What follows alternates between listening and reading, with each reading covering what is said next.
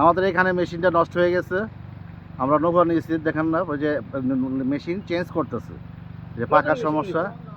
এখন আমরা নতুন ইঞ্জিল দিচ্ছে, এই যে আমাদের দাদারা, চাকমা দাদা, ছুংছাং ছুংছাং চিংচা চাচা। এটা হলো চায়না ভাষা, আমরা চায়না ভাষা বললাম।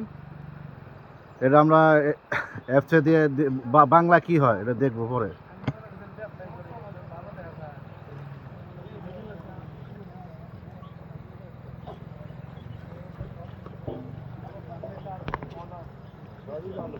ভিডিও হয় না তো, আমরা রিমাক্কির উদ্দেশ্যে